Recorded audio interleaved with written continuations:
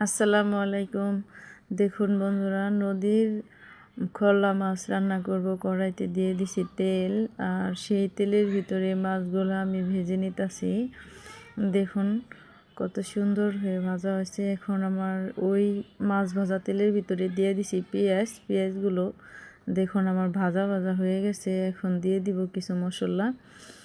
দেখুন মশলাগুলো দিয়ে দিলাম আদা রসুন হলুদ মরিচ আর কিছু পানি আর লবণ। পানিটা দেওয়ার কারণ হলো পেঁয়াজটা আমার আগেই একটু ভাজা হয়ে গেছে। এই মুহূর্তে আমার কষানো শেষ মশলা দেয়া, তাই এখন আমি সবজিগুলা দিয়ে নিব। সবজিগুলা একটু লাড়াচাড়া দিয়ে আমি মশলাগুলোর সাথে মিশিয়ে নিছি। এখন আমি ঢেকে দিলাম, আর ঢাকনাটা উঠিয়েই দেখতে পারলেন কত সুন্দর। আমার সবজিগুলো আরও একটু মজাইতে হবে, তাই আমি সবজিগুলা একটু নাড়াচাড়া দিব। ভালো মতো নাড়াচাড়া দিয়ে আমি আরও একটু মজিয়ে নিলাম। দেখুন এই মুহূর্তে আমি কিছু পানি দিয়ে দিব। পানিটা দিয়ে আমি আবারও আমার এই তরকারিটা ঢাকা দিয়ে দিলাম। ঢাকনাটা খুলে দেখেন আমার তরকারিটা সুন্দর বলক চলে আসছে।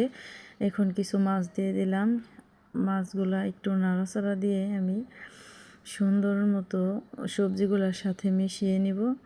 কিছুক্ষণ আবারও আমি ঢাকা দিয়ে রাখছিলাম, এখন উঠিয়ে নিলাম। দেখুন আমার পানিটাও কমে আসছে তরকারির, আর সবজিও সুন্দর হয়ে গেছে।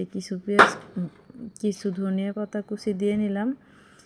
দেওয়ার পরে আমি একটুখানি অপেক্ষা করব, তারপরেই আমার তরকারিটা দেখুন রান্না শেষ। আপনারা এইভাবে চাইলে বাড়িতে বানিয়ে খাইতে পারেন।